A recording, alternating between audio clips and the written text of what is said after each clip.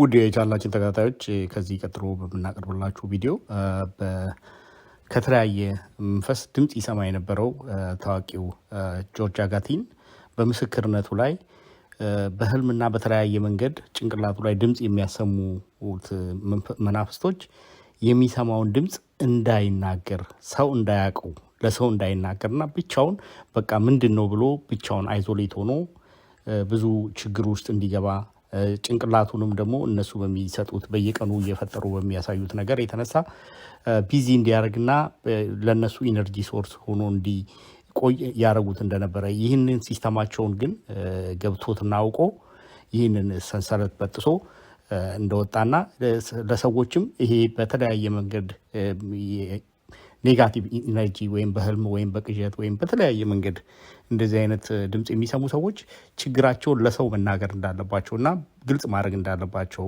ሼም ጊልት እና ደግሞ ምን ተፍረት ምናምን የመሳሰሉትን ኋላ ቀር የሆኑ አመለካከቶችና አስተሳሰቦች ተከትሎ ነገሮችን በባህላዊ ወይም በሃይማኖታዊ መልክ ተመልክቶ መደበቁ ይሄን ነገር እንዲያውም ወደ መጥፎ ደረጃ እንደሚወስደውና እንዲህ ነገር ሰዎች ሲያው ፍሪ ሆነው መናገር እንዳለባቸውና ያስተምራል።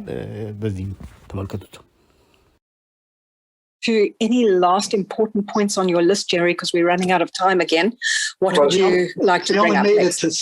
We only made it to 7, but what you just said fits in. Jerry, if I could just jump in there.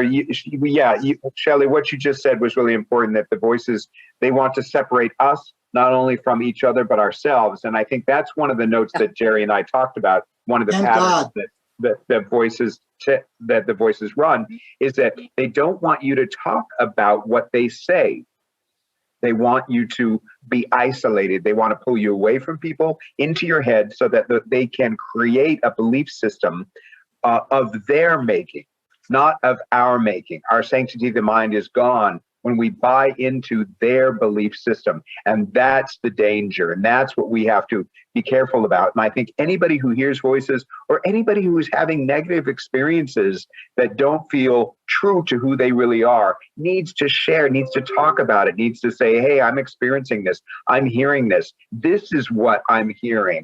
Because every time I shared and spoke about what the voices said to me, it took the power away from them. And I have to be so grateful and so thankful of the family that I had and the friends that I had around me. I was able to turn to Jerry and say, Jerry, this is what the voices are saying. And he would laugh and he would say, that's ridiculous. And we would have a conversation about why. And all of a sudden that whole energetic experience of trying to pull me down would be gone.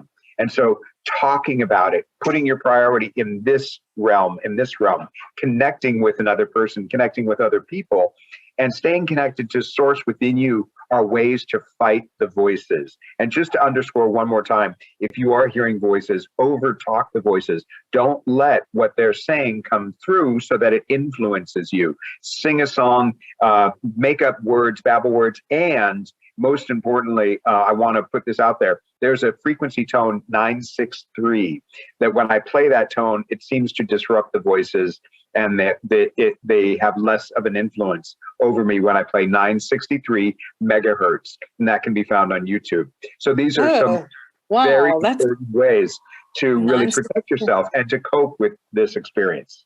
And again, every negative thought you have about yourself or others is put there by them. You have to ask yourself, is that my intent? Is that thought or this action they're trying to get me to perform, is that my intention? Or does it belong to somebody else or something else? Yeah. Okay, on your list there, Jerry, was there something else that, or one or two points that you quickly want to read off that you think are vitally important that listeners should know about? Yeah, these aren't in order, but I'll read them quickly. The voices block or divert any effort the individual makes toward positive spiritual growth or God of any kind. Right.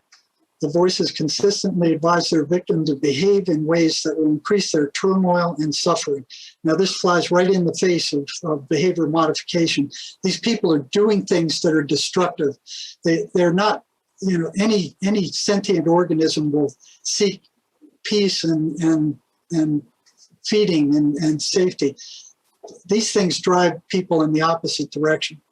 they constantly work toward increasing control they have over their victim, constantly maneuvering in a bunch of different ways to grab the victim's attention and command them to do things that are going to get them in trouble. They're capable of accessing virtually every negative event or memory in your mind and then throwing that in front of the victim to generate that negative emotional energy. I've had patients tell me, hey, they brought this up. I forgot I did that 20 years ago. I hadn't remembered it since then. So they have complete access to your mind to pull that stuff up and rub it in your face. Which is why I think if you look at religion and you look at Jesus and what Jesus brought to us, which is forgiveness, if you take that in and if you are able to forgive yourself for what you've done, in my addiction, I've done a lot of things that I have worked through and I have forgiven myself. And I have worked very hard in my recovery to be at a place now where I can look back and I can say, I forgive myself. And in that forgiveness, there's an incredible healing, and it takes the power away from the voices to draw me back down into something like guilt and shame. Exactly. Yes. They don't I want love you what to you're forget. saying, George. Yeah, what you're saying to me is actually the be all and end all of it all, because the voices or AI and any of this technology could never have reached us in the first place if we had what I call closed the doors of trauma. Because we at a psychic, energetic, spiritual level have these open doors of unhealed traumas within us, so that is the open doorway for them to come in. So everything comes back to, or maybe starts from, doing what you've just said, the forgiveness work, for one, as an absolute priority. Yes. Yeah. And like George said, they don't want you to speak to others about them. I don't know how many times they told the patients I was working with, don't tell him anything else. He already knows too much. And that was several different patients at several different institutions. The voices saying the same thing.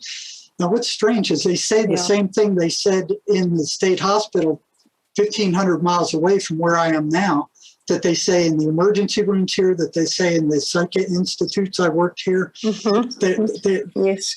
These people have never met each other, but yet they're running these same patterns. Patterns. And it's almost like a machine mind, an automaton type mind at work, because, Jerry, I have absolutely nothing to do with psychiatry. I have nothing in common with your professional life whatsoever, but I have noticed exactly the same thing happening with different people. I call them dark portals, who have been in and out of my world. It might have been a one-off encounter, or it might have been a work acquaintance, or it might have been a longer-term friend, or whatever the case might have been, or just somebody I met on a bus or met going shopping.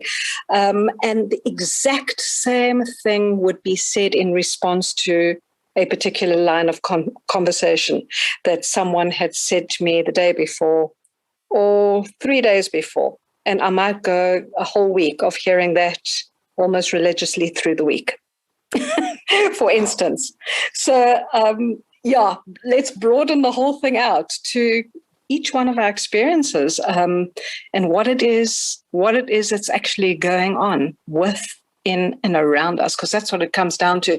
But there's something, I just think that this listener that you had on one of your previous shows, Jerry, I have to read this out for listeners because I think it's just so inspiring.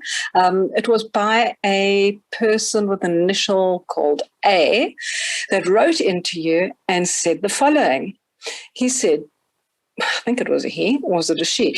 Anyway, the person said, Jerry, I have respect for the conclusion that you have come to about mental illness. Years ago, I was locked up in a mental ward on 6 occasions. The experience of it all sent me looking for answers, because the whole diagnosis those at the hospital were giving me just did not feel right to me, especially since they were not concerned with the experience I was having as much as they were about as labeling it and drugging me up. Over the years, I learned about the weapon systems that were developed that could be used for broadcast voices to people, perhaps talking about that voice-to-skull technology we mentioned earlier a while ago, and EMF mind control weapons. these weapons are widely documented if you want to know, if you know what you are looking for. I eventually figured some things out and was able to become non-reactive to the voices. And of course, the whole story is too long to include here. The last time I went into a mental ward was in 2002, and I never took the pills they were giving me when I would get out of hospital. This past week, I became extremely depressed and felt this entity come over me. It was as if it was trying to merge with me. I noticed it and thought, what the hell is this? I then heard a very dark demonic voice say, Kalash. Then I said, what the F do you want? And it replied, kill yourself. I then, after a few seconds, said back to it, you kill yourself, mother effer. And then I felt it leave. The thing is, the whole time before this entity came around and after the verbal exchange happened, there was this cold feeling and stayed until my wife came home. I don't know anything about demonology and decided to look up the name Kalash. And sure enough, there is a demon named Kalash that is a sub-demon that exists under Azazel's control, which is one of the original fallen angels that is mentioned in the book of Enoch. If you are interested in talking, please let me know. And then just goes on to say, thank you for having the courage to take up this path you've taken in regards to mental illness, because you're closer to the truth than any of those block-headed psychiatrists as well could ever dream of. So to me, I love that response because it kind of sums up so many of the points that we've covered. And this is another person who's clearly has some energetic sensitivity and therefore the ability to discern. And so, of course, most of us don't have this, George. Most of us, well, you do clearly, George, through your own work and effort and your own raising of your awareness. But most of us don't have this. And this person made some interesting points. And one of them is that they raise for awareness to listeners is the merging. He felt this thing trying to merge with him. That was the first point I picked up.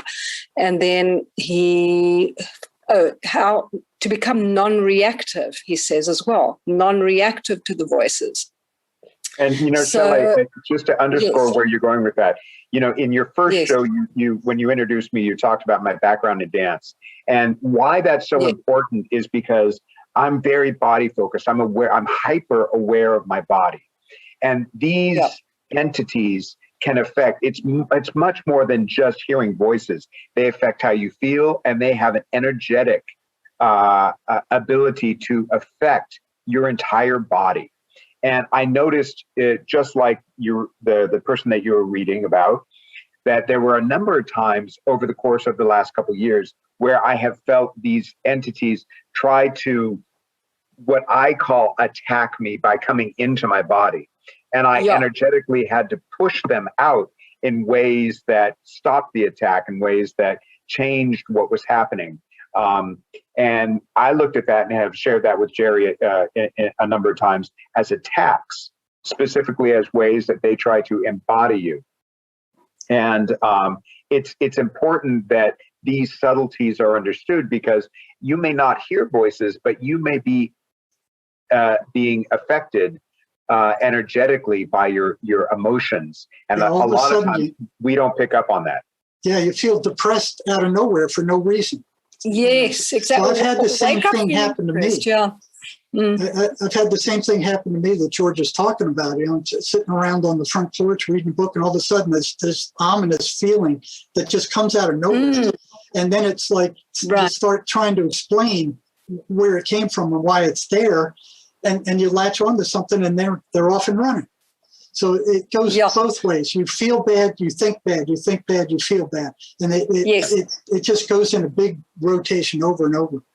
And that is a perfect place that we're going to end on, Jerry and George, because everything starts with feelings. And of course, when we wake up after a night's sleep, we're not necessarily going to be in touch with that. But yes, if we can, as people say, those in this field of spiritual and emotional healing, feeling is definitely healing. Healing is feeling. So maybe that is the right place to start very quickly, because we're going to sign off and go over to our song that we play out with. Just on a positive note, anything else from both of you, one of you, that listeners can implement other than what you've already said last week? Well, I think one thing I want to kind of bring up is, and George has kind of verified this, is these things can be recorded on EVP. So if you get a recorder and somebody who knows how to interpret that stuff, you can hear what they're saying. So George would record his voices and send this recording to Andrea up in Canada, who's an EVP researcher. And she could hear what they were saying and call back to George and say, were your voices saying this? And George would say, yes, that's exactly what they were saying. So they can be recorded, but they don't like it. Lots of times they'll shut up when they go to record them. Okay. George, any positive tips other than what you've already mentioned last week and earlier, apart from the psalm and laughing in their faces, etc.? Anything else that you'd like to leave listeners with, like 10 seconds you've got? Sure. My quote was, the unexamined life is not worth living. I say, examine your life, examine your feelings, question them all, and focus on that higher vibrational frequency. Hold on to love, hold on to sanctity of the mind, and that will get you through. Okay, fabulous, guys. It's been absolutely terrific having you, having your perspectives, your story, George. Absolutely amazing. Thank you for having the courage to be vulnerable, to share, because it's such an amazing teaching tool. It really is. And all strength to you on your continued journey upwards and onwards, to you and all of us, brave soldiers on this planet. Thank you, Jerry. It's been great. And we are going to just quickly tell you where you can find Jerry and his work. You can go to jerrymarzinski.com, JERRYMARZINSKY.com for his book, his and Sherry Sweeney's book, that is Amazing Journey into the Psychotic Mind, Breaking the Spell of the Ivory Tower. You can find that on Amazon.com, or go to Sherry's site to learn about her very simple and profound That's a Lie program, which is to be found at keyholejourney.wordpress.com. George Jagatic is on Facebook. George, normal spelling, his surname Jagatic on Facebook. And I think we are most definitely on Higher Ground. That's what we're going to be playing out with. By Stevie Wonder. Thank you so much for joining me. Hope you've enjoyed and learned lots as I have. See you next time. Bye for now.